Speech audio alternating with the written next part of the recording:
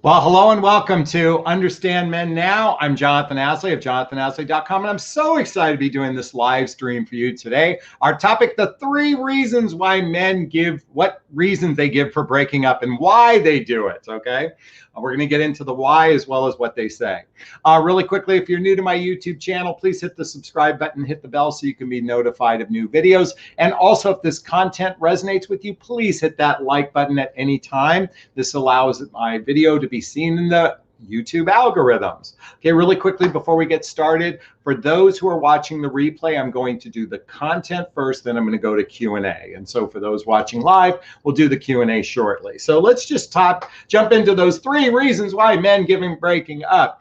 You know, it's interesting. Before I started this this live stream, I had posted this, and a number of you got into the chat box and started responding to the top reasons. And what was fascinating to me, that the first person who responded in the chat literally nailed it. I mean, she nailed the 3 reasons I was going to give. Now, and I'm going to lean into that in a second, but it's not surprising, because these are the common things we hear. But what we don't hear is the real, what's going on underneath it. And that's what I want to talk about today. That's what I want to lean into today. So let's just jump into those 3 reasons. And by the way, there's more than 3. We're just covering 3 today. Those 3 reasons men give for breaking up. And I mean, the classic one reminds me of the Seinfeld episode. You know, it's not you, it's me. I'm sure you've all heard it. It's not you, it's me. And oftentimes that is, well, I'm going to get into the why in a second. Okay, I'll get into the why in a second. But that's a very common thing. If you've heard it, I'm sure you've heard it. I've actually heard it. I've had women say the same thing to me. So this isn't singular to men saying this. This is just human behavior.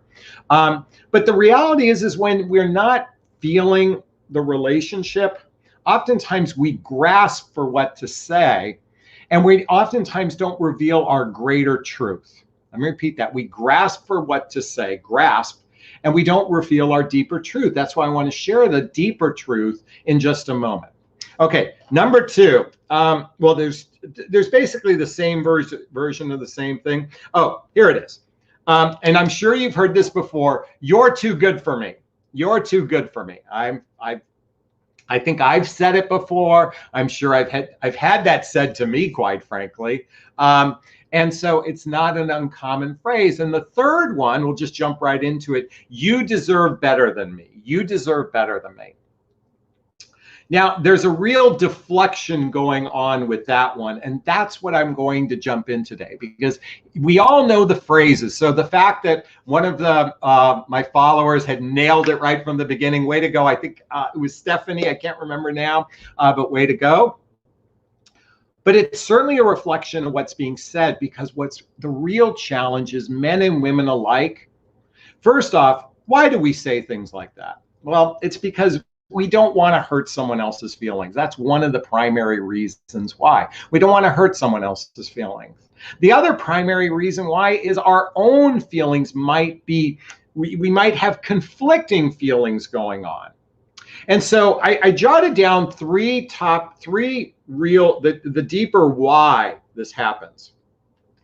And so I'm just going to read from my notes. So really quickly, I want to say that, you know, here's the challenge. And I did a video on this. Why do men pursue and then say they're not ready for a relationship? Why would a man pursue if he's not ready for a relationship? Well, the reality is the drive to mate, the drive to connect with another human being for men and women is incredibly strong. And when chemistry is involved, 2 people take off like a rocket. I mean, when there is intense chemistry, when 2 people meet, it's like game over. I mean, it's like boom, boom, boom. Man comes on strong and a woman surrenders because they're both feeling it, and they just kind of go through this process, right?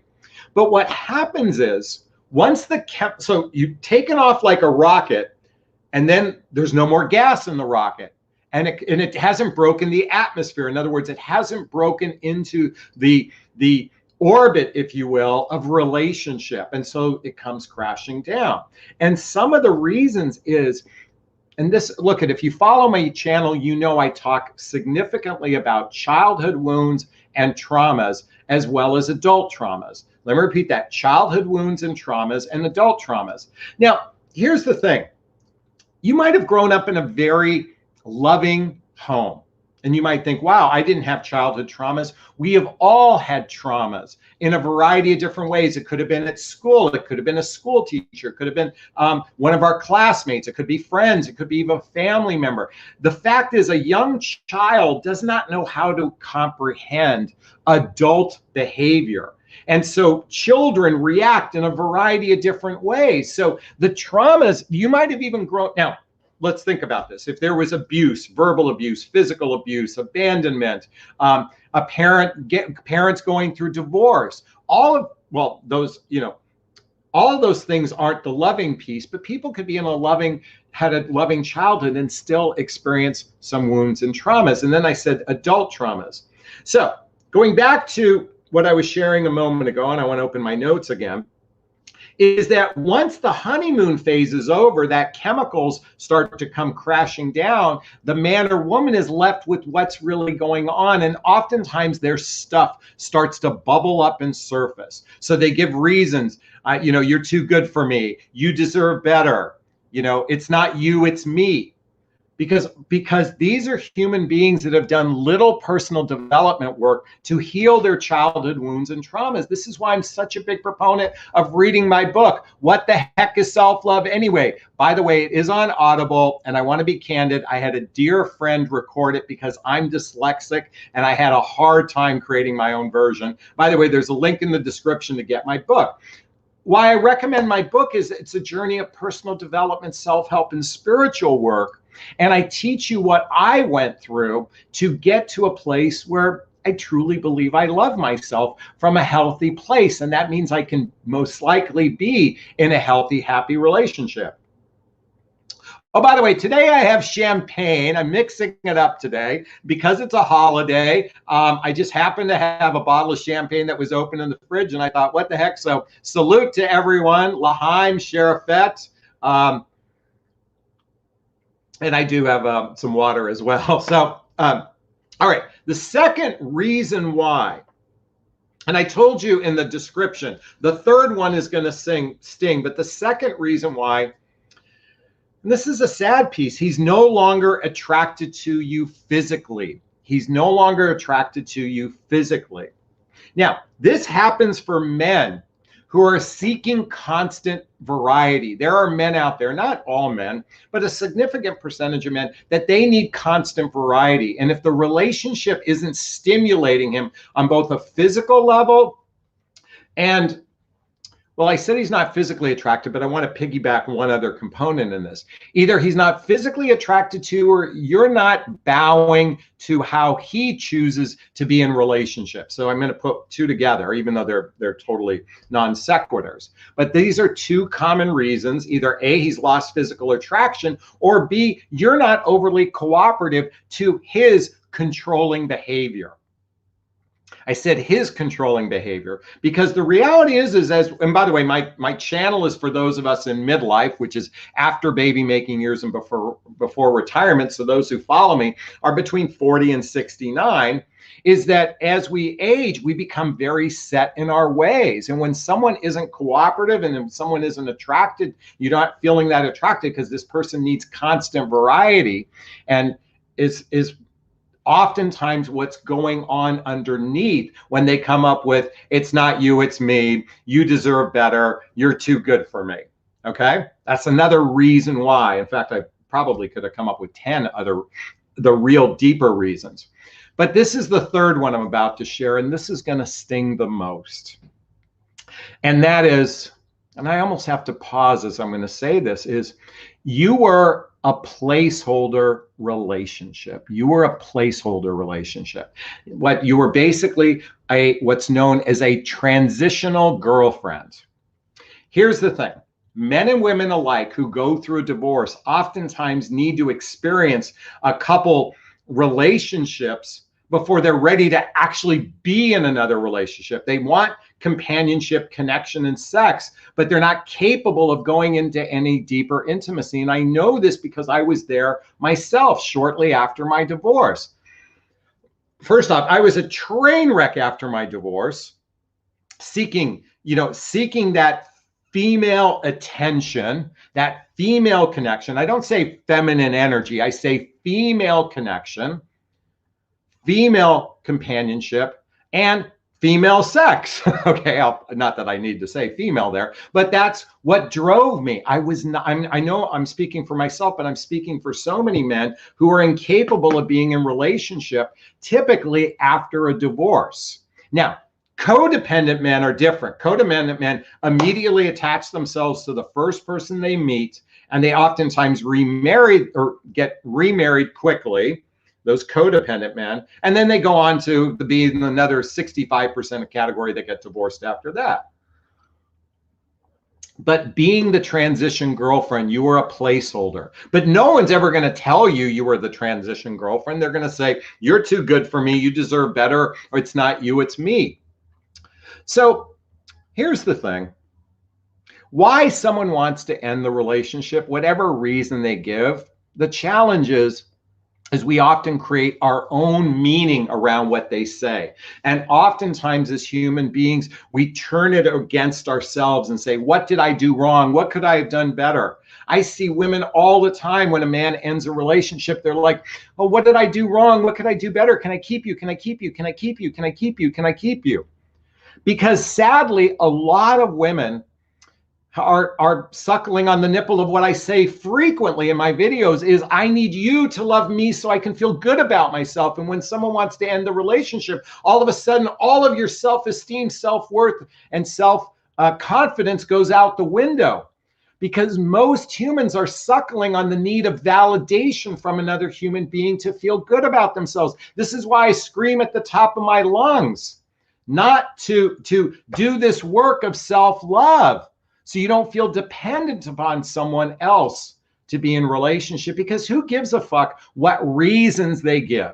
It doesn't matter. And actually knowing the why behind it doesn't matter. What matters most is they want to end the relationship. Okay, you wish them well. Now, here's the challenge. How could you have vetted for this to happen? How could you have predicted this behavior early on? Well, ladies, I can't begin to tell you how many of you will pursue relationships that are absolutely dysfunctional. How many of you will pursue relationships that are incompatible? How many of you will pursue relationships where you don't have lifestyles blendable? And none of you vet for emotional maturity.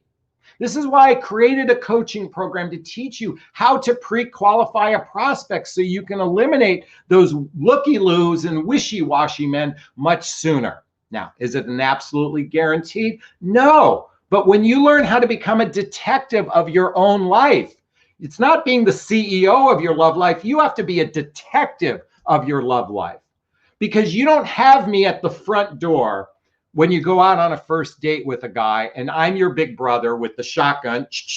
All right, buddy, you're going out with my little sister. You better treat her with respect or this gun is going to be pointed in your face. And most of you who work with me as clients know I'm very protective of my clients. I'm very much a big brother energy. And I'm not there for you. So I have to teach you how to vet for emotional maturity, how to ask the right questions before you ever even go out on a first date. Because this whole narrative is dating's just about a good time. Have a good time. Just focus on have a good time. Men are chivalrous. They'll claim you. They're just going to do all the work and you can just sit in your princess energy and it'll be totally fine. Well, how the fuck is that working for you? You wouldn't be following my channel if it was working so great. So why do I bring this up? Because it's important to recognize it doesn't matter the reasons that they give for breaking up. What matters most is what are you going to do next? And how are you going to do a better job? Because I can tell you, I've spoken to women who have been in relationships that have broken up. And 90% of them all say, I knew something was off right from the get-go, but I went against my better judgment. Bump, bump, bump. Oops. Okay. Don't want to show those armpit stains. Bump, bump, bump. I mean, if I had a nickel for every time I heard that, I would have an oceanfront view, oceanfront view home. I drive a brand new sports car, and and there, said it. I have those two things, okay? Because how many times do you go against your better judgment under the guise, well, you just never know. You just never know. You actually do know. This is why, going back to my book, I teach you how to hone your intuition. And then in my coaching program, I teach you to ask the right questions. And that's what I want you to start doing, asking better questions before you ever give your heart to a man. So you don't end up with phrases like, you're too good for me. You deserve better. It's not you, it's me. Is this sinking in? Is this resonating? Please let me know. If you're watching the replay, post a comment, let me know. We're going to jump into Q&A in a second. I do want to cover a topic before we do Q&A. Okay, so we've covered those reasons why, and the bottom line is this, ladies. Ask better questions so you don't have to end up in situations like this. Okay, now I want to cover a topic. And I want to differentiate the topic is dating and courting. Dating and courting, okay? Before we take Q&A, I want to jump into this conversation of dating and courting because there's such a misconception. Okay, courting is an old term used. I want to say it derives from England, but it could be France, where basically when a man sought to marry a woman that he was interested in, barely knew her, there was a short period of the getting to know you period called courting. But there was a very deliberate desire to marry that person. And there was a short-lived period where two people would chaperoned. They weren't really dates. They were just meetings, just chaperone meetings. And until there was approval by the family, and then they got married very quickly. That's what courting was. Okay. And it sounds so romantic. He courted me. Men are courting women. Okay. Well, that sounds great in an old-fashioned theory, but today I need everybody to understand this. We're meeting total strangers. We know nothing about them. So in the beginning, it takes 1, 2, 3, 4, 5, 6, 7, 8, 9, 10 dates, 10 face-to-face meetings. Roughly about 100 hours of time accumulated just to get to phase 1 of knowing someone. And quite frankly, after 10 dates, you still might not know you want to marry a person. How many of you want to get married to a guy after knowing him for 10 dates? None of you want that. You wouldn't take that risk. So this expectation that a man is supposed to court you, the idea of courting is he knows he wants to marry you. So there's an intentionality. The dating process is merely a screening process to get to know one another. That's what dating is. It is not, that's all dating is. It's a screening process to decide if you want to be in relationship with one another. And this is where a lot of women get tripped up because there's this grand expectation that a man must do greater effort than the woman. A man is supposed to do greater effort in the woman because she's the prize or something. Like a lot of the princess energy coaches are you teaching you're the prize. Look at human being. Let's take away the gender and look at humans from as a human being, as humans as a human being. Have a cocktail on me. It takes time to get to know another human being. It takes time just to get to know a friend. I made a new friend. We've hung out a little bit, but it could take years before it's really fully developed into a deep friendship, and it could fade just as soon as it started.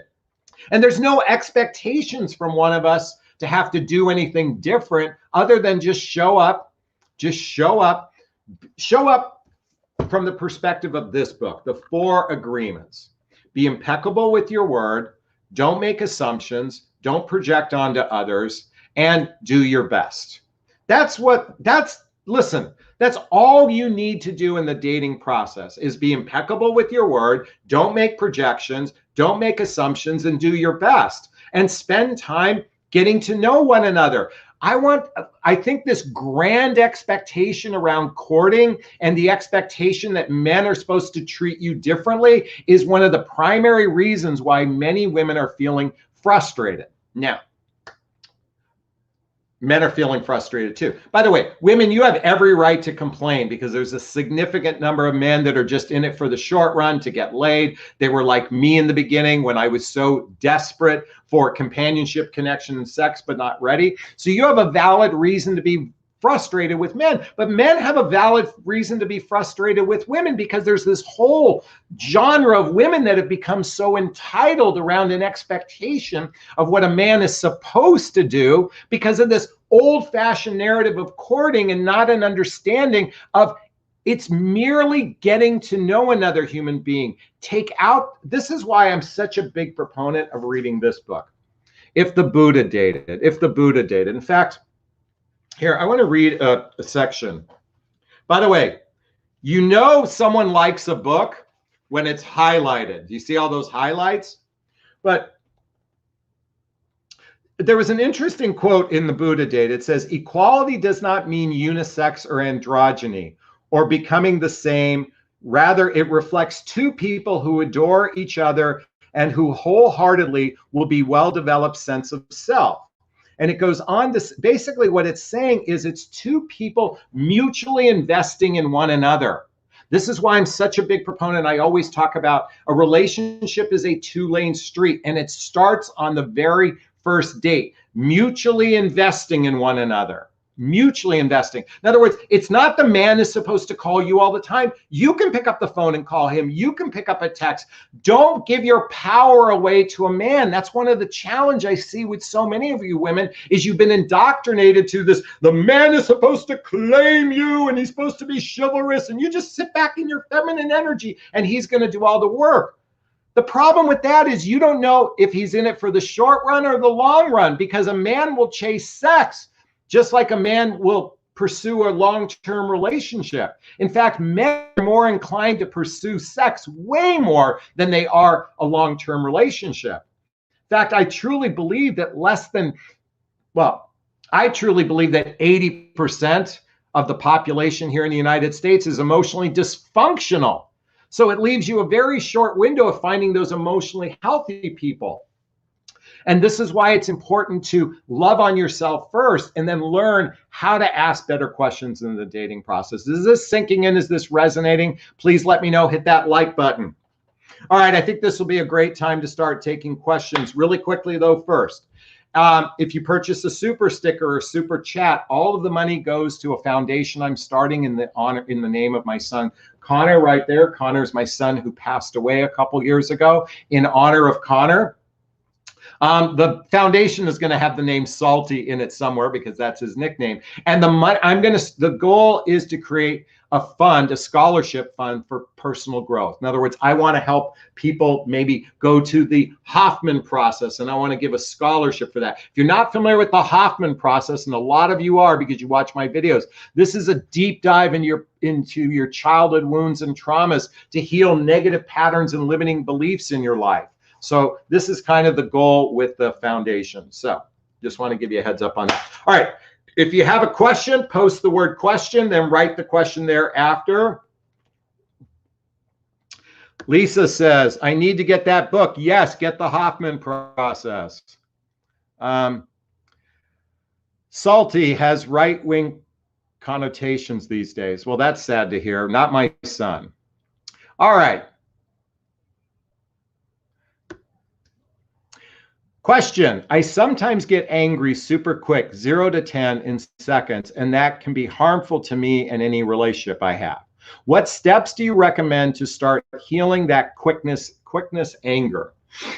I think this is a great question, and it's interesting. Sal, great. Yesterday, I did a live stream and I went on a rant. I got triggered and I went off. I went from 0 to 10 just like that. And I got kind of nasty. And I'm not proud of my behavior. Let me just say that I did it. I'm not proud of my behavior. I was cursing like a drunken sailor. What I think is most important to recognize is first off to be aware that you do that. So I was aware, I was in the moment. I don't think in the moment we're ever truly aware, but certainly the awareness came to me seconds later after I got triggered. So sometimes when we get triggered, we can't help it, because you're actually, the idea of a trigger is to literally expel all of the negativity that's coming on inside of you. It's funny, my son, my other son, Colin, right there, that's him right there. He knows me so well now, because when I get triggered and I get defensive, it's so funny. And I've done it with him dozens and dozens of times. He'll know I react, and then literally 5 minutes later, I get the, okay, Dad, is this the time you're going to apologize? When you're in relationship with someone and you talk about these things, it's going to take the charge out of it. This is why I recommend reading the book Nonviolent Communication by Marshall Rosenberg. Nonviolent Communication by Marshall Rosenberg. And why I'm recommending this book is that I'm going to take down that. Oops, sorry. Sorry, something happened. Going back to Grace. So awareness is the awareness that you're doing something, okay? And sometimes we just we have to let it out. We get triggered, and a trigger is a good thing. That means something needs to be healed. So those are all good things, even if you go 0 to 60. What's most important is that you take ownership of what happened. You take, well, actually, here's a great book. My ex-girlfriend wrote the book Chatting or Cheating. And there's actually how to give an apology in here. And I want to read this to everybody, okay? Because this is critically important. Wait, where's apology? Oh, here we go. The 4 R's to apology, page 103. By the way, it's her birthday tomorrow. Okay, the 4 R's to an apology. Recognition, regret and remorse, take personal responsibility, and come up with some sort of restitution. Recognition, regret or remorse, responsibility, and restitution. So with my son as an example, we've already got to a place where he knows my behavior. I'll sometimes, and by the way, this happens like, once every 2 months. It's not like this is happening ding, ding, ding, ding, ding, ding, ding, right? And I'm hoping for you it's not happening that. It's just sometimes we have to let it out, okay? It's not a good thing, but I'm saying it does happen. What's most important is you take ownership of it and you say to your partner, look, I'm doing my best to recognize my behavior. I actually have deep remorse. I take ownership of it, and I'm going to endeavor to improve each time. So with my son, it used to happen once a week. Now it's then it went to once every 2 weeks, once a month, and now every once in a while. So my hope is that the most important thing you recognize is that it's just simply a natural thing to explode. I'm not saying it's because it's most likely there is pent up energy. And if you can learn to be aware of it, in other words, if you already know this about yourself, great. That's what awareness is. And immediately catch yourself and then give the 4 R's. That's my invitation for you, and I hope that helps. So thank you so much. All right.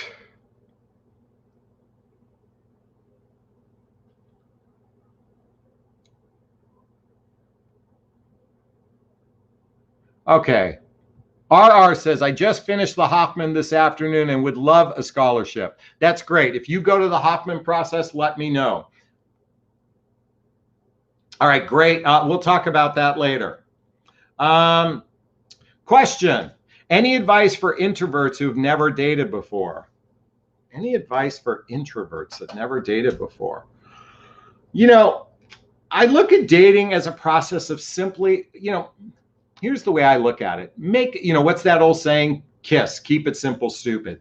Just recognize that you're just getting to know another human being. You're just getting to know another human being.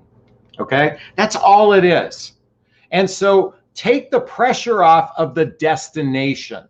It's not about the destination is I'm going to fall madly in love with this person and live happily ever after. How about just make it really simple? You make one simple agenda before you meet somebody. And if, let's say, you go online dating, you connect with someone, and then you meet on a date. You have two simple rules for yourself. Be open and receptive to the experience, and be curious. Ask questions that makes you curious. In other words, ladies and gentlemen, it's time to be more curious and inquisitive instead of passive in our dating lives. Many people are absolutely passive, and then they wonder why they're not falling in love, because being curious about another human being.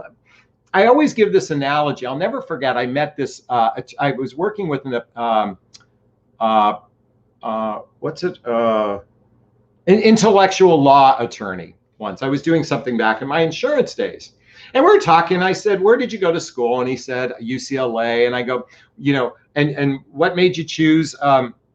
What made you choose that? What made you choose that area of law? And then as he started to share, I go, "Oh, well, tell me more about that. Tell me more about that. Tell me more about that." I was just wanting to hear the why. And he said to me later, he goes, "Jonathan, I really appreciated how much you listened to me. Just be curious. Start digging when someone's talking, and practice. Get some practice out there." Now, here's the challenge with practicing is if you're just practicing and someone likes you a lot, but you're not ready to be in a relationship, is that sincere? I just want you to, recognize that, but maybe practice with friends to begin with. But ultimately, just keep it simple. Two things: be open and receptive to the experience, and be curious about the other person. That's my best advice for you for that kind of scenario. I hope it helped. Thank you so much. All right.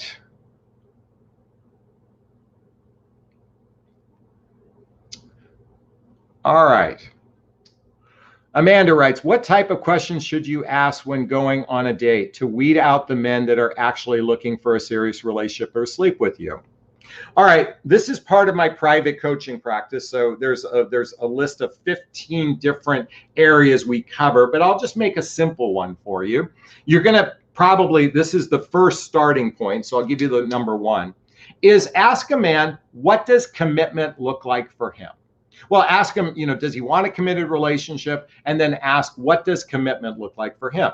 Now, you should watch my live stream from yesterday, which is the rise of casual relationships, okay?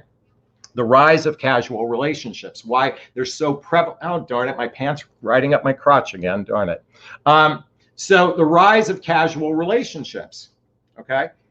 The thing is here, ladies, if you want a fully committed relationship that leads to some level of partnership, then you better find out, what does commitment look like for him? Now, those who follow my work know, and I'll give you Jonathan's version of it.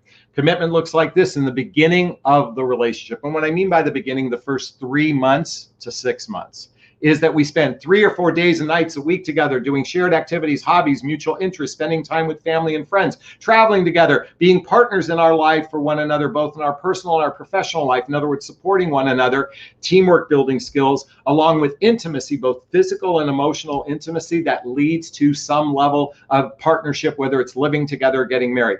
That I'm crystal clear on. That's what commitment looks like for me. So I invite you to ask men, what does commitment look like for them? The challenge is many of you don't know what commitment looks like for you. And how are you ever going to be in a relationship if you don't know what commitment looks like for you? This is why when I work with a client, one of the things we do is we design the understanding of true compatibility, how to vet for compatibility, how to ask those deeper questions to develop the roots of trust to compatibility, along with vetting for emotional maturity. Another good question to vet for emotional maturity, simply ask, do you have a therapist? Ask the question. Human beings are pretty dysfunctional these days. And you might simply, now you wouldn't say it just like that. Do you have any therapy? Just go, have you ever experienced some anxiety, well, actually, you know what? I'm going to give you one that's this is ninja level questioning. But I would ask someone, are you familiar with the concept of childhood wounds and traumas? Are you familiar with the concept of childhood wounds and traumas? And if yes, what have you done to heal yours? I ask this on my questions of women. I do this before I ever meet someone. I don't want to waste my time if I think I'm going to be with, if I'm going to meet someone who is probably still suffering on the inside. I'm not looking for that woman. I'm looking for that woman who's done the work. So I ask the questions, what personal development work have you done to heal childhood wounds and traumas? Now, I'm unafraid to ask that. And by the way, I know statistically I will turn off 990 women out of 1,000. But that's okay, because I'm not looking to date 999 women. I'm looking for that one woman who can appreciate the level of depth that I'm approaching the process, instead of this, let's just have fun. It's all about fun. Just sit in your feminine energy and just have fun. Everybody's having so much fun. They're having so much sex, and then they're fucking pulling their hair out because they've invested time, energy, and resources in the wrong person. Stop focusing on fun and start being intentional about your relationship experience. That's my invitation. By the way, folks, I'm offering a perspective. I am not suggesting I'm right or wrong, even though I am a little bit righteous.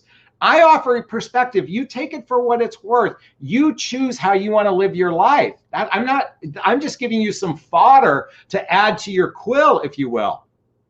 And thankfully, many of you are resonating with my content, so I appreciate that. But I hope I answered your question. Amanda, thank you so much. All right, let's see what else we have. All right, Magda, what if commitment means loss of freedom for him? Yeah, commitment actually does feel like a loss of freedom for many people. As people age, those of us in midlife, they're less likely to commit because they feel like it's a loss of freedom because they're not intentional in the dating process. Listen, men in their 20s and 30s who know they want to make babies with a woman and start raising a family, they're very intentional. They're looking for a wife. The problem with midlife, 75% of people over 45 years old are divorced. And a big percentage of them never want to get married again, so they don't want a wife. So all they're seeking is companionship, connection, and sex. You should read the book Esther Perel wrote, Mating in Captivity, and she talks about this. Basically, these are the relationships, casual relationships, where there's monogamy and exclusivity. Monogamy and exclusivity, it's stable in that sense, but it's called stable ambiguity because the ambiguous piece is, what do they want from a long-term perspective? And I'm here to say, if someone doesn't have that intent for the long term, they're just, listen, I mentioned this in a previous live stream. Most human beings operate from the premise of, I'll believe it when I see it. I'll believe it when I see it. I'll believe it when I see it. Now, I like what Wayne Dyer said. By the way, my back is hurting. Wayne Dyer says, when you operate from a place of, I believe it, and then I'll see it. I'll believe it, and I believe it, and then I'll see it. I believe it, and then I'll see it. And what I mean is, I'll believe I'll fall in love with the right woman. I believe that. Now I'll see it. Instead of waiting to see it and then go, oh, I hope I fall in love with that person. This is why most humans are rather dysfunctional. Esther Perel, who wrote this book, said 80% of relationships fail because they're not intentional in the process. This is why, ladies, I continually recommend this book by Dr. John and Julie Gottman, 8 Dates. This is the book you want to read before the penis ever goes inside the vagina, because it teaches you the mechanics to a healthy, happy relationship. John Gottman interviewed over 30,000 couples, that were going through divorce to find the common thread, So when they wrote this book, it's designed to avoid divorce. Wouldn't you rather understand how relationships work so you can avoid the pitfalls, instead of this whole narrative that men are supposed to court you and claim you and they're supposed to be chivalrous and you just sit back? Ladies, start being intentional in your lives, because look at, what's the definition of insanity? Doing the same thing over and over again and expecting different results. I'm here screaming at the top of my lungs to encourage a different way of approaching the process. And sadly, many of you want to hold on to an old traditional narrative, a traditional narrative that isn't working. Yes, the book, The Rules, it fucked it up for you all because this is manipulative garbage that causes most of you to really discard really good men and choose the wrong men over and over and over again. If you've had habitually problem with men, then maybe it's time to look inward and say, what do I need to do to change my experience? And maybe it's throwing out the whole garbage of how you were. Listen, I have a part of my coaching program called Everything You've Learned About Relationships Wrong. And I just went through this last week with a client. She said, oh my God, Jonathan, you opened my eyes to something I didn't understand. I was raised with such a deep rooted traditional way of doing things. And I recognize you're right. It's not working. Because folks, if the old traditional way was so great, why are 80% of people miserable in relationships? It's because they're not intentional and they haven't worked on themselves and they're absolutely selfish in the dating process, men and women alike. I'm spitting. I'm going to drink. By the way, this cup says Salty Vibes. Can you see that? This was a gift for nickname for my son, Connor. So just to repeat, going back to commitment feels like restriction of freedom. It's because of this, because he doesn't know what he wants. He doesn't understand the real value of what partnership really is. And if someone doesn't understand the value of partnership, then commitment is going to feel like restriction. But however, there are plenty of men that see the value of commitment and desire partnership. I always say most men are good guys. They're just bad daters. That's all. Most men are good guys. They're just bad daters. Or they just haven't done enough healing to be at least at stage 1, 2, or 3 of a fledgling relationship. And that's my invitation for you. Do the work yourself, then lead by example. Does this help? I hope so. All right. Let's see what we have here. Thank you, Coral. I'm sick of seeing the words fun and casual on their profiles. I just read, I want to read, okay, since Lisa brought this up, I want to read a profile that was just sent to me on Facebook. When I read this, listen, I just want to share something. This one woman wrote, in the middle of her bio, she goes, I don't tolerate the standard LA male. Narcissistic, shallow, stupid image, money-obsessed dudes, move along. No pot smokers, drugs, alcohol, party, or small talk. Nothing casual. You won't get laid without a degree of commitment. Sorry, buddy. Now, I'll be candid with you. Total turnoff what she wrote. Absolute total turnoff. Because that tells me she's been hurt many times. And the fact that she had to state her hurt on a dating profile means that person hasn't healed. That person hasn't healed. I think a more would you guys like me to read my dating profile to you just so you can hear kind of the difference? Would you be interested in that? Let me see if what you say. Let me know if you'd be interested in hearing my dating profile. Let's see what you guys say. Does anyone want me to share my dating profile? Write a comment there in the... Okay, yes, please. Okay, so let me read you mine. And this is sincere and from the heart. I'm very serious about what I'm sharing with everyone, okay? So let me just go. It's on Match.com. Let me go to view. So I want to read you what I wrote. I start with the following. Let me start with the following. I'd like to get remarried or at least live together. I'm seeking a woman who feels the same. For me, this isn't about growing old with someone. I want to grow in life and love with a special woman. Plus, I promise my next partner emotional maturity, lots of great sex, chocolate, massages, flirty text messages, poetry, travel, and tacos on Tuesday. How does that sound? The reason why I'm on this dating site, as well as a few others, is that I'm using any tool to connect with my soulmate and life partner. So you don't have to be concerned if I'm going to waste your time, and I hope you're the same. Is that a deal? And just so you know, in my world, commitment and partnership are what I want. And the last thing I seek is something casual. Do you feel the same way? If yes, drop me a note. If there's mutual connection, meaning we're attracted to each other, let's talk. The way I describe, well, okay, so you get the gist of where I'm going. There's more to it, but I'm very crystal clear in the beginning. And I did it conversationally. That woman I read, I don't want cheaters, I don't want liars, I want the narcissist. We know, I understand that Los Angeles is riddled with those kind of men, but the fact that she had to express it just sets her up for failure. Oh, dark chocolate and red wine. Okay. By the way, what did you think of that? What did you think of that profile? Did that resonate with you? Because that's the kind of level I would like to see you writing your profiles. And there's humor in my profile as well. I hope you noticed that.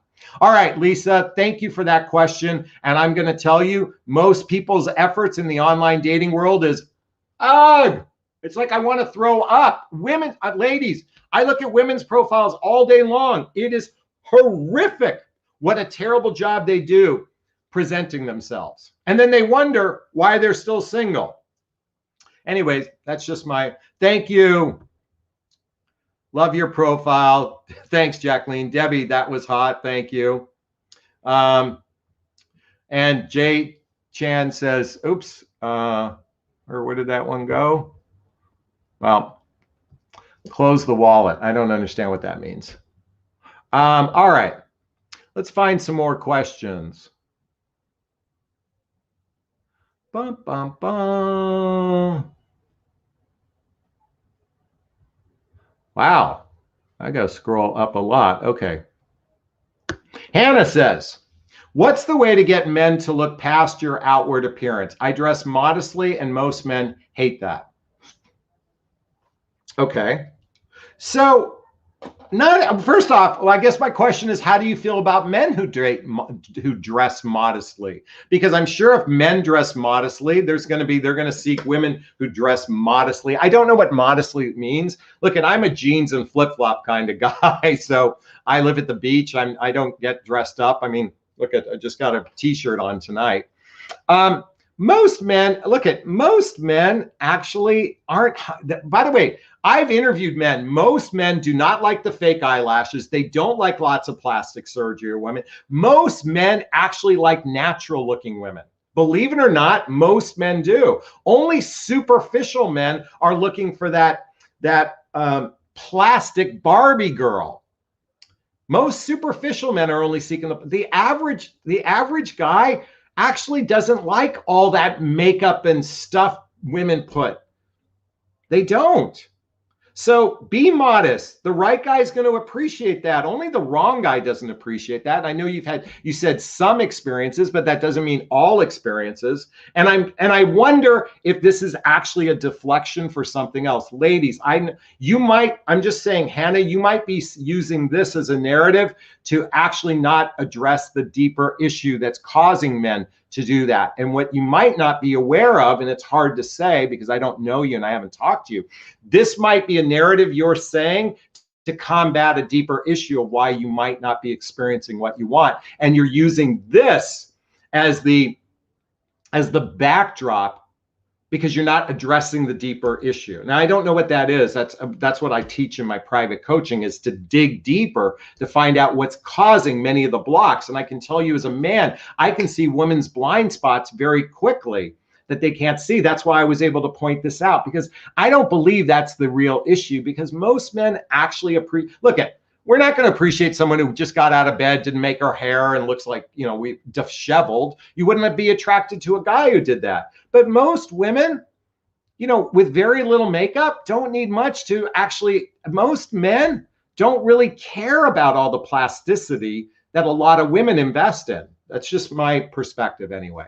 I hope that helps, Hannah. Thank you so much. Great question.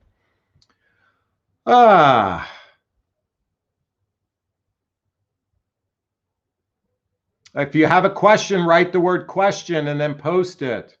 Oh, here we go. Travel one. How do men really feel about no sex before marriage? if he's told by a woman up front, lots of diseases out there? Great question. How do most men feel? 99 out of 100 men will go next. I'm just going to be blunt. Okay. I'm not going to blow smoke up your ass. The reality is most men today know that we can have sex without marriage. Okay.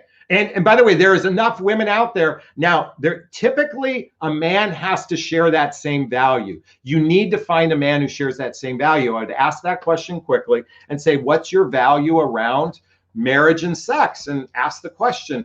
Men who are typically more religious, Muslim cultures, Christian cultures, just to name a few, that are more religiously inclined are more apt to do that. But I'm going to tell you, let's just say 970 out of 1,000 men, men can get sex without full commitment, without marriage. So I'm not saying it's right or wrong. I'm just telling you what's out there. So the job is to ask the questions before you date them. And most men aren't going to lie about that. They'll just avoid you and move on. So, but that's the standard you set for yourself, and you're absolutely entitled to your standard. So go, just do a better job asking questions. That's my invitation for you, Travel One. All right.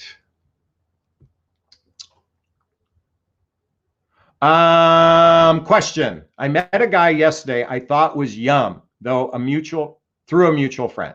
I found his Facebook profile, messaged him on what I thought of him. Was that wrong? As I thought, stuff it, and I'm going for it. SJ, I love that you did it. Guess what, ladies? This is a perfect example of an empowered woman. Ladies, I love that you took, first off, that very brave of you. First off, I know how, by the way, we men, listen, we don't love rejection, and I know women don't love it either. So no human being loves rejection. But the fact that you made a bold gesture, way to go. And you might have absolutely impressed him. You didn't tell me what happened. So, and this was yesterday. So why don't you tell us what happened? But the fact is you did that. Bravo, good for you. Because you know what? This isn't about waiting to be claimed by men. We are in a whole different ball game of dating, mating, and relating, folks. It's time to throw out the old playbook and understand is women can make effort too. Women can initiate the first meeting. Women can initiate a first date. By the way, it's not going to emasculate a man. A man's penis won't shrivel up to this, tiny little thing because you made effort. And by the way, effort just expresses a level of, what's the word I'm looking for? Effort, generosity. That is a very generous thing you did. And if a man felt emasculated by your generosity, you don't want that man. Oops, I was going to say the P word. I'm not going there. But only weak human beings get offended by generosity. Oh my God, this narrative that men are going to be, they're going to feel emasculated because you just took the initiative. No, they're not. Oh, now control. Okay, so weak men, yes, I get it. Controlling men, oh, they don't like to be told. They don't like this. Controlling men don't like this whatsoever. But guess what? You dodge a bullet because you don't want to date a controlling guy. And here's the thing, ladies, a great way to determine his emotional maturity is when you ask him on a date and he says, wow, thank you. I would love to. Let me repeat that. He says, wow, thank you. I would love to. Because that tells you he's open and receptive to love. People that are controlling or people who are weak get angry or at this. But healthy emotion, by the way, if you can find 10 emotionally healthy men and ask this question of them, find out what they say, because I can tell you that most emotionally healthy guys will go, wow, we would love it.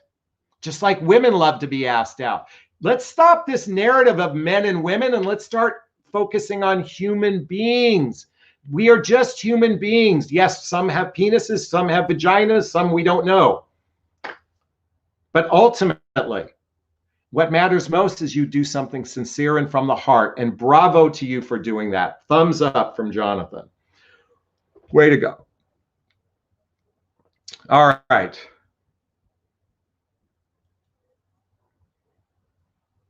God, there's so many great comments. I'm trying my best. Question, Jonathan, will a good man be put off by my previous bad choices of relationship? Will it cause him to doubt me? Only to the great question. So I think, all right, when you come at it from a place of empowerment, absolutely not. If you come at it from a place of victim consciousness, absolutely. And let me give you an example. I went out with a woman. Well, this is a funny story. So I dated a woman for about 6 weeks, about 5 years ago. And our first date, she was, we met through Facebook. We had mutual friends. We went through Facebook, and it was a Facebook date, which I said, hey, we're mutual friends. Do you want to just get together for a drink? It wasn't really a date. It was just a meeting. And so I'm asking questions. Oh, were you married? And she goes, yeah. And I go, what happened to your marriage? And she said, oh, you know what? I was with a narcissist. I'm like, oh, okay. And then I go, well, what happened with your last relationship? And because I'm a dating coach, people feel comfortable talking to me. So she goes, oh, he was a narcissist. And I go, oh, really? I go, what about the relationship before that? And she goes, oh, he was a narcissist. And the relationship before that, he was a narcissist. So I thought, interesting. Well, I thought to myself, well, I'm not a narcissist. By the way, you heard my rant. If you heard my rant yesterday on that one, I thought, great. You know what? I'm going to be her hero because I'm not a narcissist. Well, sure enough, we dated for 6 weeks. I honestly, she was boring to talk to. It was funny. She wrote these beautiful emails to me, but in person, I said boring because she was so shy. She wouldn't open up. And I need depth, and I need someone who's demonstrative, effusive, articulate, and willing. But she wrote beautiful messages, but she couldn't do it in person. I got boring's not the right word. Let me rewind the word boring. I just felt misaligned. So I ended the relationship. Do you know what happened the next day? She posted on Facebook, date another narcissist. I'm like, oh my God, I didn't hear this. I mean, I should know better. She was telegraphing her problems because she didn't take ownership in any one of her relationships ending. Let me be honest about my marriage. It ended, okay? I was a jackass. I was unconscious when I was married. I was very selfish, and I was more focused on work than I was being a parent or raising a family. I was so hyper-focused in my professional life that I was an unconscious jackass. That's me owning my shit, okay? That's me taking ownership on my part. My ex-wife has her issues too. But my point is, I could point the finger at all the things wrong at her, and you'd go, oh, well, I'm not that person, so I'll be your hero. Folks, people who don't take ownership for the reasons why their relationship ends, their part, those are the ones to look out for. So if you take ownership, go for it. Just do it it's learning how to frame it. In fact, one of the things I do as a coach, I teach you how to frame your past relationships in such a way that actually gets seen, heard, and understood in a really healthy way. Part of the problem with most humans is they don't know how to communicate in a healthy way our baggage, our garbage, our stuff. So I'm trying to think, do I have a good book on that? I don't at the moment. Coming back to Nonviolent Communication, be a great book. Also, another great book to read, I recommend this all the time, is How to Be an Adult in Relationship. This is all about taking ownership in your life, and that's my invitation for many of you. And then again, my book, What the Heck is Self-Love? That's on Audible. All right, great question. Thank you so much. Big hugs to you. Joss writes, I've been dating someone for a while, but there is no progress to the next level. Should we just drop the connection even though there is attraction? So first, my question to you is, what does the next level look like for you? Number two, talk to him about what the next level looks like for you. Find out what the next level looks like for him and ask him, is this something you want to explore together? Bump, bump, bump. It's that simple. What's the next level for you? Express what the next level is for you to him. Find out what he feels about the next level for himself, and see if you're on the same page and you want to explore the next level. It's as simple as that. Ladies, you're giving your power away to men because men are supposed to be chivalrous and claim you. And you just sit back in your feminine energy and you do nothing. And then you end up in situations for 2 years going, what the fuck happened? He broke up with me because you didn't speak your truth. Start speaking up to men. That's my invitation for you, Joss. Did that help? I hope so. All right. Sarah says, if we treat man like a husband, then we are to blame when he has no intention of committing to a relationship. I don't understand that. I don't agree. Oh, I know this is part of a thread, so please forgive me, everyone. SJ says, thank you. I guess is what thank you, Jonathan. Thank you, Jonathan. As guess what he messaged me back. And he said he felt the same. Yay! Great to hear. See how simple this is? You know how simple it is? All you have to do is open your mouths and talk. Oh my God, it's as simple as opening your mouth to talk, but I know many of you are afraid. This is why you have to read this book.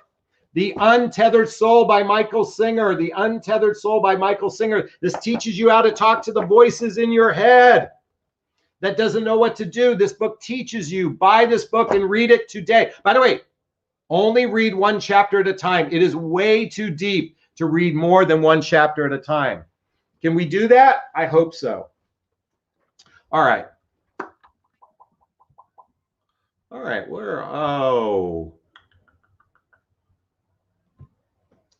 Sadie says, will a good man be put off by, oh, we already covered that. Sorry. Bump.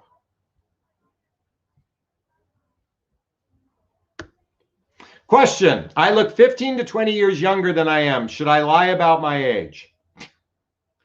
All right. I'm sorry I'm laughing about this, Noel. Everybody thinks they look 15 years younger than their age. So everybody is, all right. So that's what everybody believes. Now let's talk about fudging, not lying, fudging on your profile. The reality is most everybody over 50 years old is fudging on their profile. I would say probably 95% of men and women are, I'm not using the word lying, they fudge, predominantly to be seen in the algorithms, okay? Now, does that mean you should fudge by 10 to 15 years? Absolutely not. That is a whole generation and a half, okay? At most, I recommend somewhere between 2 to 6 years of fudging on your age, okay? It's not about what you look like. The reality is there could be, listen, if let's say someone looks at let's say you fudged by 15 years. Let's say for argument's sake, you're 55 and you put 40. And a man who's 40 years old wants to meet a woman who wants to make babies or wants to start a family or something like that. That's not fair to that person to fudge by that much. Plus, there's a big generational gap within 10 to 15 years. So my suggestion, fudge by 2 to 6 years to be seen in more of the algorithms because everybody's doing it. So you're going to do it because everybody else is doing it. And by the way, at the end of the day, you just simply say, maybe in the bottom of your profile, or when you talk to them, by the way, I just want to let you know my age. Some people are going to be turned off by it. Some people say, oh my God, you lied to me. Fucking folks, we got to let go of this whole narrative about lying. Everybody has lied in their life. This whole idea if someone fudges on their dating profile, they're a liar. Everybody lies, and mostly everybody lies to themselves, and you folks are included. Everybody lies to themselves. We make up stories and narratives to fill. This is what the ego does. It makes up stories and narratives so we can partially feel good about ourselves. This is why I recommend all this personal development work, so you're not continually lying to yourself. And it's not lying when someone fudges on their profile. It's just simply to be. And by the way, I know I'm going to get a lot of flack for this one. I get it. Many of you are stuck on a narrative that if someone lies on their profile, they're a liar. But have you ever lied to a cop? No, I wasn't speeding. Everybody's a liar. So let's stop this narrative. At least my suggestion is to stop it. Okay. By the way, Noel, I hope I answered your question. Thank you so much.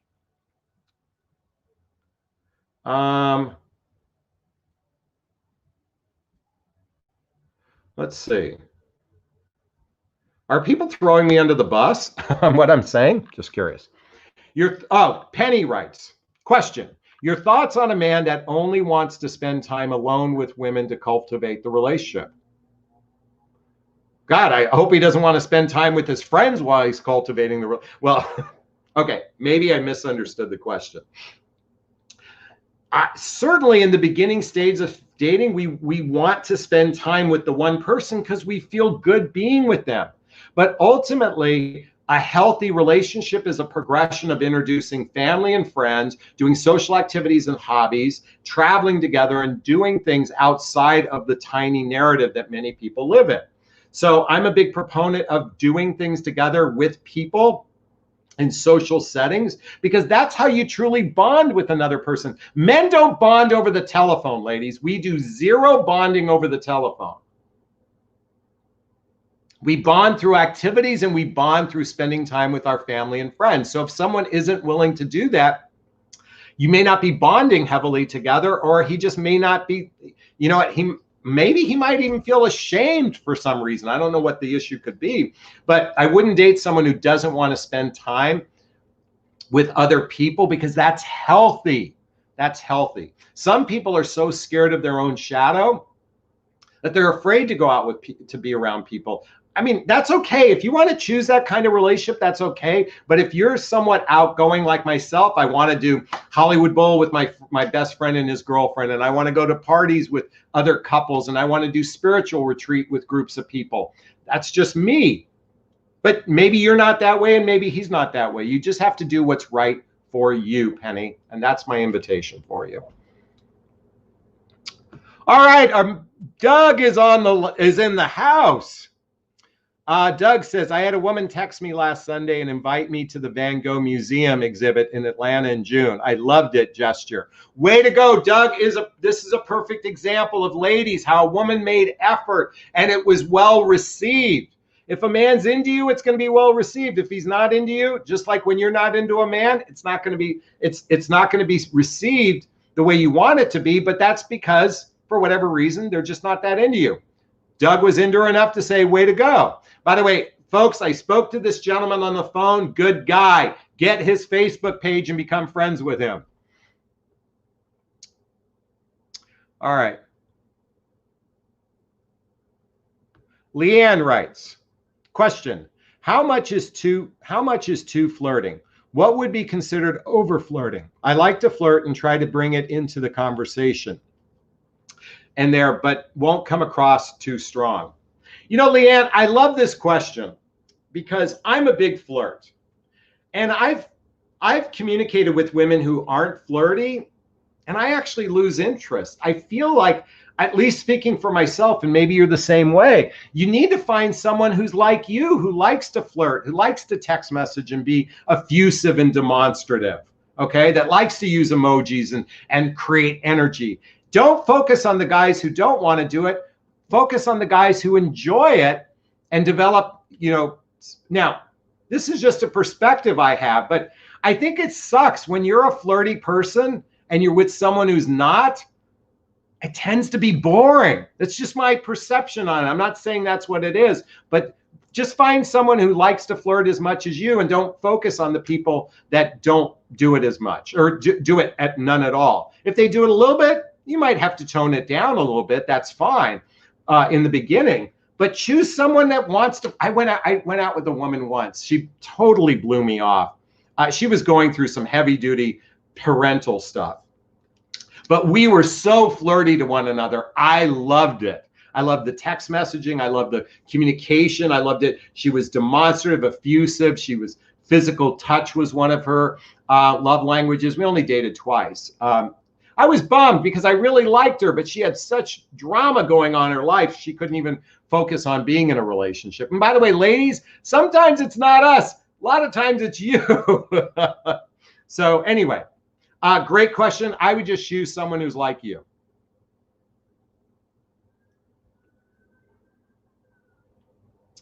All right. Lisa says, I love banter. Exactly.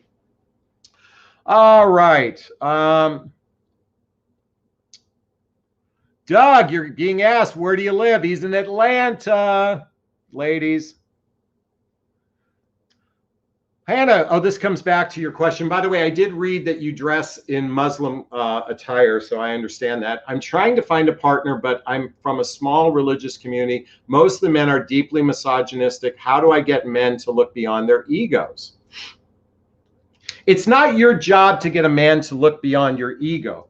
Your job is to find the man who isn't entrenched in his ego. Let me repeat that. Now, a lot of people from certain cultures are very machismo and very misogynistic. It's in many cultures, it is a very one up, one down type of relationships. Okay. And if that's not what you want, I mean, it's okay to, by the way, one up, one down means the man's in charge and a woman is submissive or subservient to the man. I'm not an advocate of that. So let me just be clear. But I do want to say that it's going to be a challenge when that's because of your upbringing, your desires and everything. But there's always the exception to the rule. So just be perseverant, keep interviewing men, ask really good questions of the men that you are socializing with. And maybe a man who finds you, interesting and appreciative won't be as egoic as a lot of men you've experienced. But I will say men of certain cultures can be very machismo and misogynistic. And that's just a sad reality. That narrative is changing with Gen Zs and millennials, but for the baby boom and the older generation, that's still very entrenched. And I'm sorry, this is the kind of stuff we're dealing with. Not everybody, but keep in mind that you do have certain parameters that makes it also difficult, because remember when I said 97 out of 100 men aren't, know that they can get sex elsewhere. They're, the whole narrative of sex before marriage, or marriage before sex, is very rare these days. It's not gone, it's just very rare. So I'm sorry, there's not much better advice I can give you, but let me just tell you, you can't do anything to change a man's ego. What you can do is choosing a better, learn how to ask better questions so you avoid those men, or at least most of those men. That's my invitation for you. Thank you for that question. Thank you so much. All right. Bump, bump, bump. Katrina writes, how long should I wait to date after a breakup from 3-year relationship? Great question. There is no set rule. Some people say for every year you're in a relationship, take 6 months off. I don't subscribe to that. Some people say for every year in a relationship, take 1 month off. I think whatever time it takes for you to, okay, so I want you to think of a relationship like this. When you unravel the tapestry, it's going to be frayed a little bit. What's most important is to come back to your sovereignty. I'd say 6 months, well, 3 to 4 months minimum. Just do a deep dive into your own personal development work, and then maybe dip your toe out in the water. But for a 3-year relationship, I'd say, I'm just giving you an arbitrary number. I know some people that break up after 3 years and they're out in the dating realm the next day. And for some people that may work, for some people that may not. You have to do what's right for you. That's the most important thing, is do what's right for you. Okay? You don't need my advice on that. Do what's right for you. But thank you for asking, Katrina. I appreciate it. Amen on flirting. I take ownership for that, but some men find it too strong to take. Yeah, some men. By the way, I'm a Leo. Leos love to flirt. We like to have our mane stroked. We like to flirt. That's just our personality. I don't think Cancers like to flirt. I'm just making this shit up. I have no clue. That was my ex-wife. That's why I said that.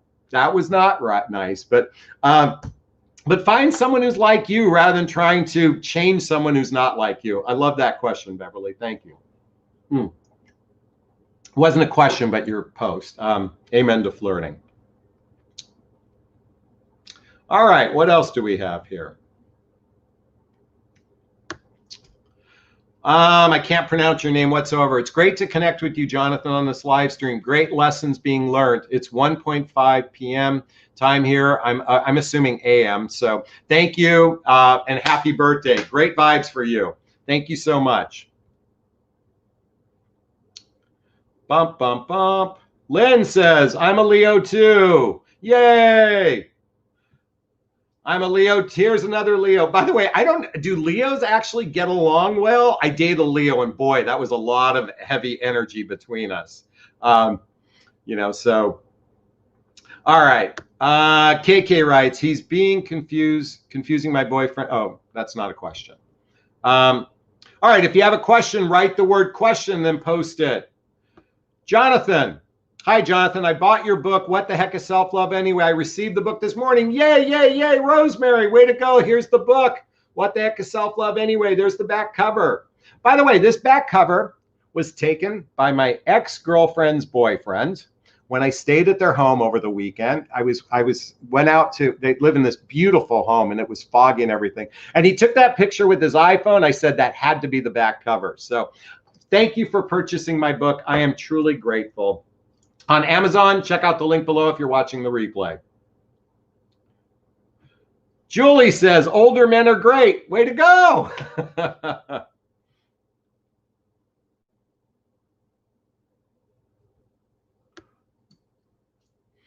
Julie back again.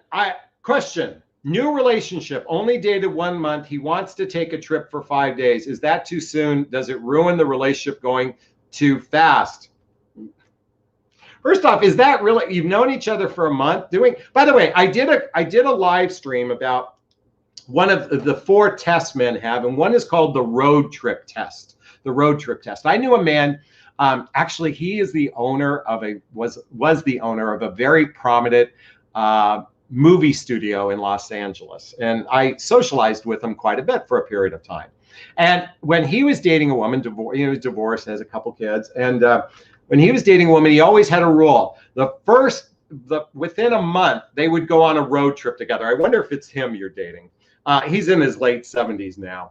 But he did what he was called the road trip test to see how a woman was out on a trip. Because at a trip, there's a lot of times anxiety, and a person's real personality can show up when they're traveling. So I think it's a good thing to see how well you work together in that type of environment. So 1 month in, if you're intimate with each other already, or maybe it's a prelude to being intimate with one another, if you've gone on at least 6 to 10 dates, I'm not a prude here to say, no, don't do it, but you have to ultimately Julie, you got to do what's right for you. I can offer you a perspective, but you have to remember to be safe within yourself and know your standards and know your boundaries. So the real question is, how do you feel about it? And then work from there. Always look inward. How do I feel about it? And listen to your inner voice. Allow it to speak to you. And sometimes it can be confusing, and that's okay too. Just keep being quiet and still, and the answer will reveal itself. My hope is for you. Thank you so much. All right, let's see what else we have. I'm watching says, Jonathan, what caused a genuine, nice, and interested guy to break up after 5 months of relationship in a kind of ghosting way, no goodbye, but then ask weekly, how am I doing? What activities? I'm sorry, I laughed, which wasn't nice. Why I laughed was this is not an uncommon question. So why do men end relationships? Because they're not ready. They're not ready. Men who are ready don't waste people's times. Men who are seeking connection and companionship without any intentionality will waste people's times. And yet he feels a connection for you. That's why he stays connected with you. If your friends, stay communicate with one another. But if it's an annoyance, then block him. But ultimately the why, it's that he wasn't ready for a relationship, but he still likes you. That doesn't mean he wants to be married to you. It just means he likes you. That's all. That's all it means. Most likely, anyway. I can't say for absolutely, but most likely. All right. Question. He said, I'm moving to Florida, will not return. Didn't believe him. I don't understand that, but thank you. Let me get this question. My long distance boyfriend said that we could go on a bike date. Wait, let me read this again. KK writes, Question. My long distance boyfriend said that we could go on a bike date, yet I've been waiting for a week. Should I leave it alone? All right. So this is where it's complicated reading this question. How long have you been dating? How often do you see each other? Have you been intimate with one another? These are just some of the few questions I need to know to answer a question like this. Is this a 1 to 2 year long distance relationship, or is this someone you dated 10 seconds ago? Okay. The fact that he hasn't come up with a plan yet, maybe he's got stuff going on in his world. But I think if he said, let's plan, he said we should go on a bike, he said we could go on a bike date. Could go on a bike date is not the same as he planned a bike date and hasn't fulfilled it. So I'm parsing your words here, but he's making an offer. Maybe he's waiting for you to plan it. I don't know. So maybe he's waiting for you to set it all up. Call him, talk to him about it. Ladies, it's simple as this. This is called a telephone, okay? This is called a headset. You put your phone like this, you go like this, you text him and say, hey, do you got a minute to chat? Okay. And you get on the phone and say, hey, we talked about a bike date. What's your game plan on this? That's it. That's all you have to do. You pick up the phone, you put your headset on, and you talk to one another. Oh, by the way, you might use your Bluetooth or your earbuds. So I have earbuds as well. So you can use your earbuds. Just call them. It's as simple as that. And find out. Instead of leaving it alone. This whole leaning back and waiting for the guy. Ladies, lean in to your sovereignty. Lean into your power. Take charge of your relationship destiny and get on the phone and talk to him. Can I get an amen? All right. Janie says, I love your videos. Thank you. Shelly says, I'm a Leo too. Right on.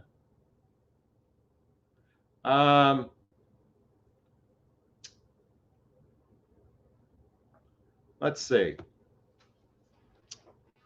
How can you get a man to take you seriously and not look at you like a little sister? I always get, you're nice, but see you as a little sister.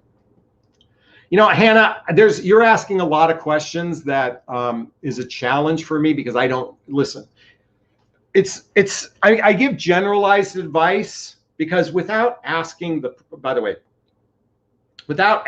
proper questions, it's not healthy to give.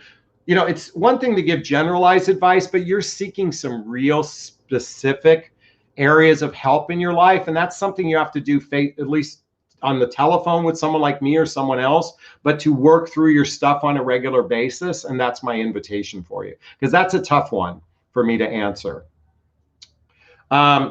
without knowing you is all. Look at, we got an amen. We got an amen. We got an amen. KK says he used headphones, and I think it's more respectful when he uses headphones because he doesn't like it and he gets upset. Are you talking about me or him? We got another amen. We got another amen. Men don't want to be chased.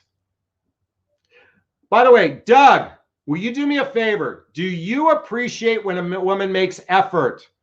Listen, we don't like women who are needy. But we absolutely love women who make effort. Effort is not chasing. Needy is, I need you, I need your attention, I need your attention, I need your attention, I need validation, I need validation. That's neediness, that's chasing. Making effort is not chasing. Please, can we stop this narrative that making effort is chasing? It's not, it's just look at Matthew Hussey gave a great example. You invest and then you test. You make an investment and see if he meets you. That's not chasing. That's making an investment. I'm sorry I'm yelling on this one, but that one bothers me every time I hear it. Come back to your chi, Jonathan. Okay.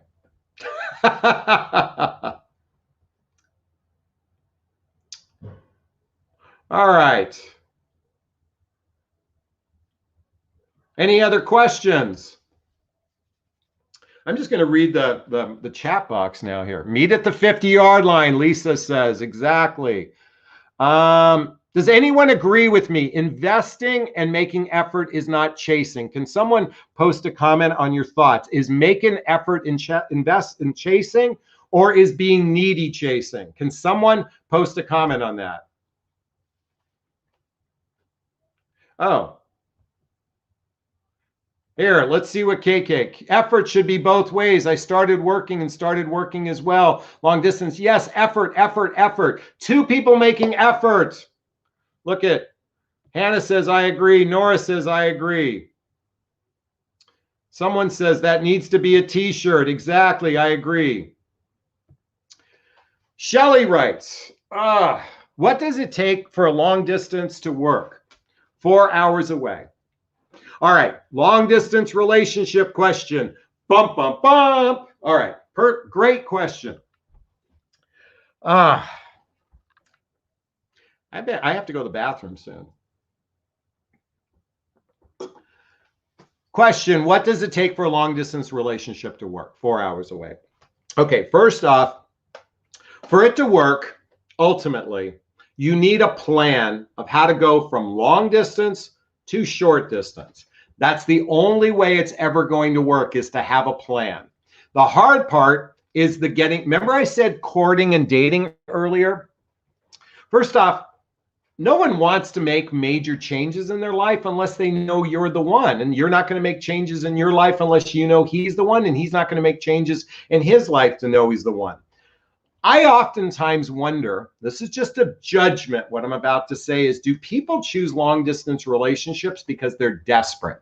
You meet someone you feel a connection with, but you're not, but it's long distance. And the desperate part, from my perspective, I wonder, I'm not saying you are, it's just a wonder, is that, are you holding hope for something that's incompatible? So you have to vet for you have to vet for shared values, blendable lifestyles, and emotional maturity. And then find out that's why I teach this in my private coaching, link below, asking the right questions to determine true compatibility, shared values, blendable lifestyles, and emotional maturity. Then you come up with a plan. But I wouldn't invest more than 3 months in a long distance relationship without coming up with a game plan of how we're going to take long distance to short distance. That's just my perception. Every human being is different. You've got to do what's right for you, Shelly, but that's my perception on it. No more than 3 months. And then what's the game plan of taking distance to closer together? Now, a lot of people say 3 months, you barely know someone. Well, you know what fucking sucks is spending 3 years with someone and they never have an intention of moving, or they have never intention of really going. By the way, the beauty of long distance relationship, you have a built-in exit clause. Oh my God, ladies, I can't tell you how many men say this, and women. You know what? I just can't do this long distance. I just can't do this long distance. I just can't do this long distance. I can't do this long distance. Men will chase sex. Fucking men will travel 3,000 miles to get laid. Men will do that. We will. I've done it. I'll own it. When I was unconscious 10 years ago or 15 years ago after my divorce, I flew to New York to meet someone. We had sex. I never saw her again. Guys will do that. So you better cut to the quick. If you're doing long distance, then you better learn to cut to the quick, because the worst thing to do is invest time with someone who's not serious. And you want to prove, if you want to test someone's seriousness, see how willing they are to talk about going from here to here. That's my invitation for you. Shelly, I hope that helped. Thank you so much. You know what, folks? Wait, let's go here. Bump, bump, bump. Wow. Lots of comments. Let me read some of these comments.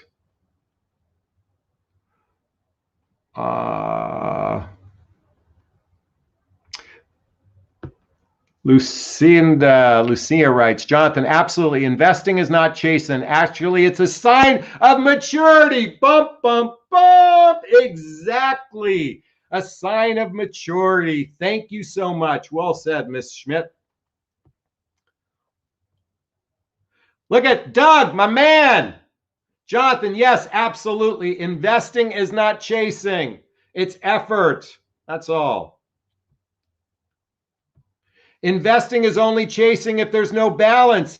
Yes, I'm watching. And it's only chasing if the other person isn't meeting you. Then it's chasing. By the way, ladies, read this. I'm going to say it very slowly. Effort is very, very attractive. Effort is very, very attractive. Effort is very, very attractive. Effort is very, very attractive. We men like women who make effort. One of the reasons why we lose interest in you is because you're doing this much effort, because you're sitting back in your feminine energy and you're leaning back in your feminine energy. And just because you're waiting for that man to claim you, guys like Doug and I, we want women who treat the relationship like a 2-lane street. You are more than welcome to date the men who are controlling, obsessive, misogynistic, that seek patriarchal relationships, and that's okay. You guys can date that. But most of the time, you're miserably unhappy with those men. Alpha male men who are controlling, misogynistic, and patriarchal are not the fun men to date. You want to date the emotionally mature men that are seeking women who treat the relationship like a 2-lane street. Kimberly says, I hope your back feels better. I do too. It's been 10 days. This has never gone this long. Need a good stretch. Anyways, thank you. You know what, folks? It's getting hot. My lighting has got me hot. I got to go pee. This is a great conversation. It happens to be Memorial Day, and I went out and was shopping for a car today. I'm looking at the new 4 Series BMW convertible. I already have a 4 Series BMW convertible, but the new one is so fucking awesome. I can't wait. As a matter of fact, I bought it today. I'm picking it up tomorrow. And so I had a great time at the beach earlier today. I got to see my son. I'm going to go for a walk along the beach right now. If you saw the video I posted yesterday, I'm very blessed to live at the 4 Seasons, or it's like a 4 Seasons. So I hope you're having a lot of fun on this. I hope you had fun listening to me on this Memorial Day. I hope you found value on the 3 reasons why men give to break up. I hope you found value in our conversation about dating versus courting. And I hope you found value in all the questions that I answered. I did my best to come from sincere and from the heart. Folks, I can tell you, sometimes I generalize. Sometimes I'm judgmental. Sometimes I'm righteous. And sometimes I'm full of it. I'm going to own all that. I'm a little arrogant. But I want you to all know this. I care about your well-being. I want you all to love on yourselves, because ultimately it doesn't matter what I say. What matters most is what you say about yourself. And my invitation for you all is to love on yourself in such a way that all this bullshit rhetoric about dating, mating, or relating doesn't matter, because you'll follow your heart. And when you follow your true North Star, your inner voice, your inner spirit, it'll guide you to exactly what you need in life to bring you the most amount of joy. So thank you so much for allowing me into your homes tonight, or today, or your phones today. And I want to say goodbye and wish you all a fantastic week ahead. Thanks a bunch. Oh, and before I take off, I'm going to give myself a big, gigantic Jonathan Bear hug of self-love. I'm going to reach into the camera and give you a hug of love, if that's okay. I'm going to ask you to turn to someone, a pet, a teddy bear, a pillow, and give it or them a hug of love, because hugs are a great source of love, and we can all use more love in our lives. I'm going to read the chats here while we're saying goodbye. Thank you. Thank you. Have a good, Jonathan. Thanks for calling me empowered. It made my day. You're very welcome. 6 a.m. where you're at. Thank you, Marina. Effort in relationships plus videos. This is good. Thank you. Oh, I am not the narrator of my book. I actually had a friend narrate my book because I butchered it when I tried. So let's see. Someone else I saw said Newport Beach. I love the beach. I used to live in Newport. Way to go, Beverly. I don't actually like Newport as much as I love my beach. Twin flame relationships would be for another time. We can talk about that another time. Yes, I have some thoughts on that. Long distance relationships are doomed. Most likely they are. Jonathan, when is your birthday? My birthday is August 20th. My birthday is August 1st. Can you believe it? I got number 1. Just fits my ego anyway. Linda says it was fun. When's the next live? Wednesday at 4 p.m. Pacific Coast time. Yvonne says, great video. Oops, great video. Oops, thank you. Kim says, enjoy your new wheels. Thank you so much. I appreciate that. All right, everyone, time to wrap up for the night. Big hugs to you. Have a great evening. I love you all, and we'll talk to you soon. Bye now.